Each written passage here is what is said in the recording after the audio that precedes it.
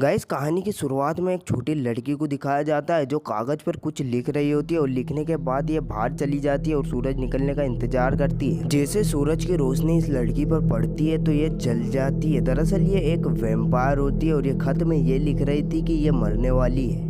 अब कहानी चली जाती है 10 साल पीछे, जहाँ पर लोग ऑन प्लेग जैसी बीमारी से इन्फेक्टेड होकर वैम्पायर में तब्दील हो रहे थे।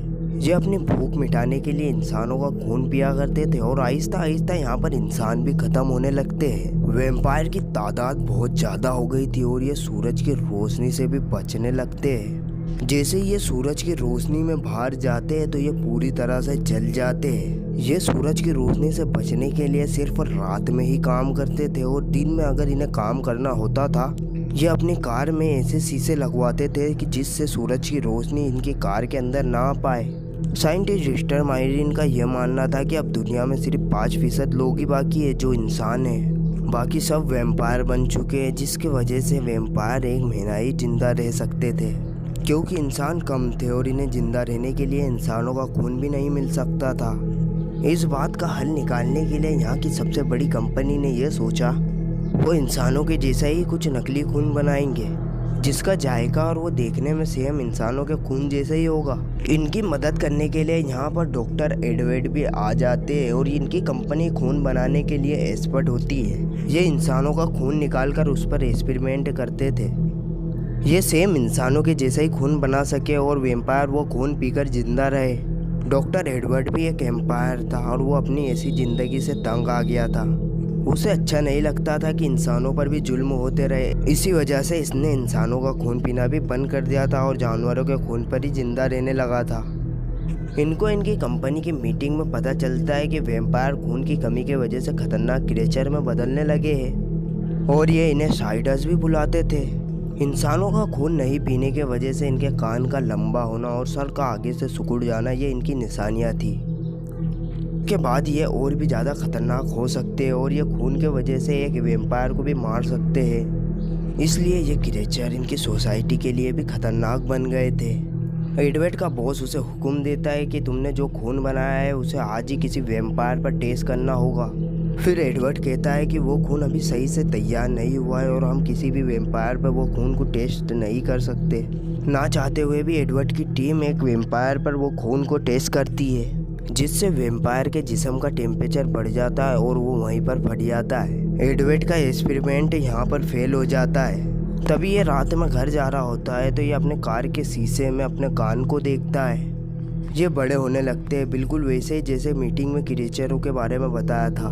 ध्यान दूसरी जगह होने के कारण इसकी गाड़ी का एक्सीडेंट हो जाता है। इसमें इसका कुछ नहीं होता और सामने वाली गाड़ी को बहुत जोर से टक्कर लगती है। जब ये गाड़ी में से उतरकर उस गाड़ी को देखने जाता है तो एक लड़की उस पर तीर से हमला कर देती है, लेकिन एडवर्ड को कुछ नहीं होता है और वो देखता है कि इस गाड़ी में तो सारे इंसान हैं। तभी वहाँ पर पुलिस की गाड़ी आती है जो इन्हीं इंसानों को पकड़ने के लिए आ रही थी।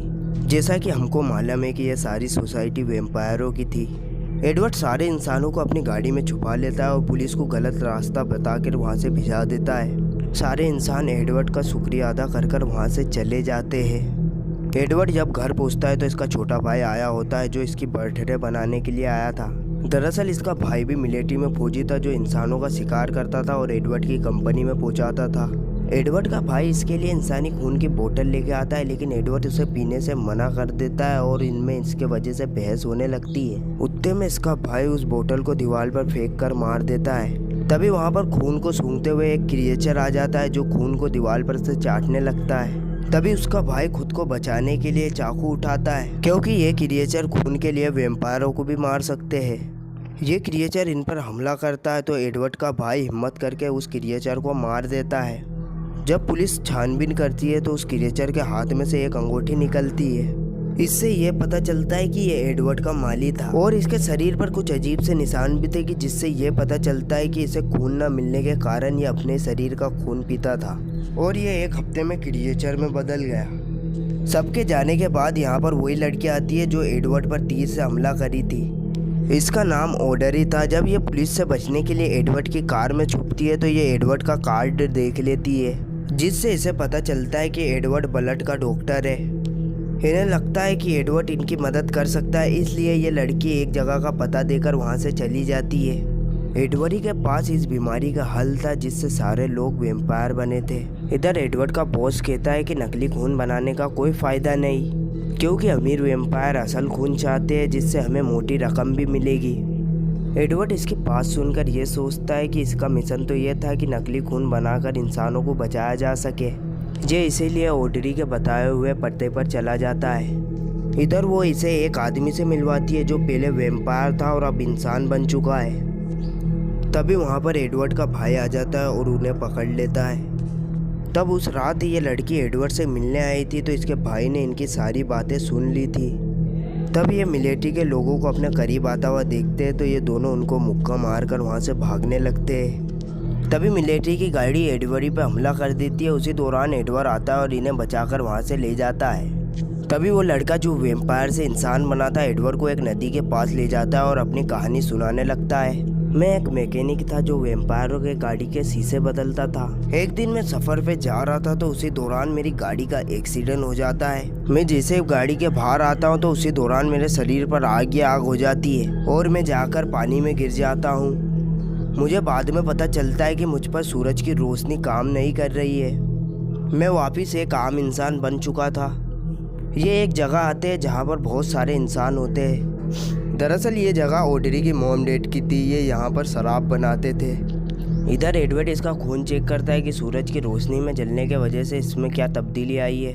अब एडवर्ड समझ गया था कि एक वैम्पायर सूरज की रोशनी से ही इंसान बन सकता है। कंपनी में खून की कमी की वजह से इंसानों को मारकर उनमें से खून निकाला जा रहा था। खून की सप्लाई भी अब कम हो गई थी।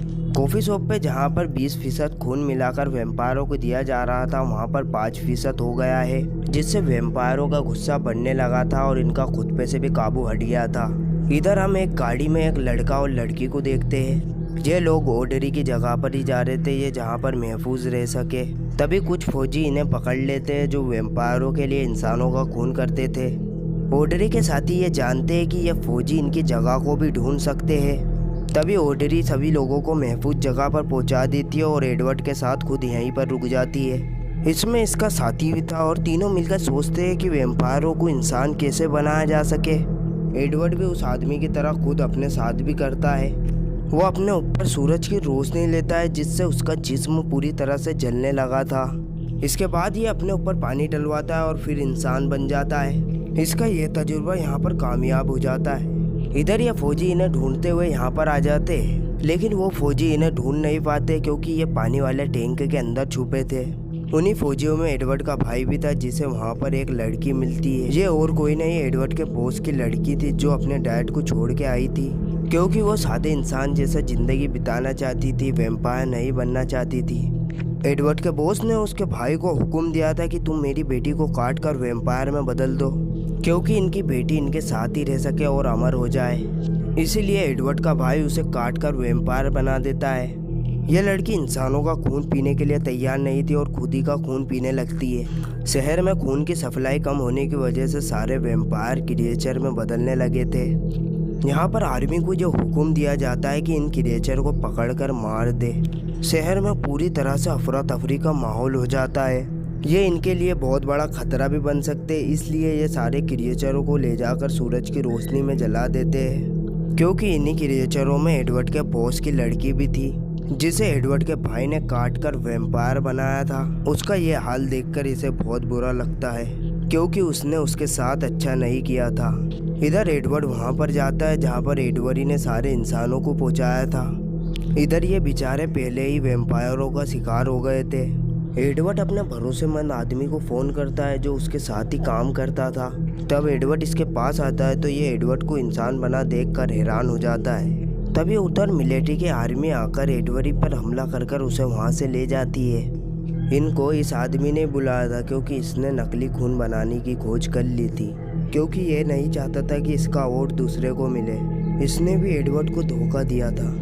एडवर्ड और उसका साथी वहाँ से भाग जाते हैं और एक गैराज में जाकर छुप जाते हैं, लेकिन एडवर्ड का भाई इसका पीछा करते हुए वहाँ पर आ जाता है। पहले तो ये दोनों उसको मारने वाले थे।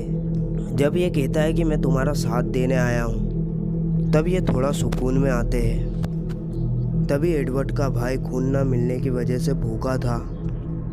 वो ऑड्री के साथी का खून पीने लगता है। तभी एडवर्ड उसके भाई को तीर मारने वाला होता है, तो उसी दौरान वो देखता है कि उसका भाई भी इंसान बन चुका है। तभी ये समझ जाता है कि जो वैम्पायरों से इंसान बने उन्हीं का खून ही वैम्पायरों को इंसान बना सकता है। तभी ये खुद को अपने बॉस के हवाले कर देता है, क्योंकि ये एडवर्ड को बचाना चाहता था।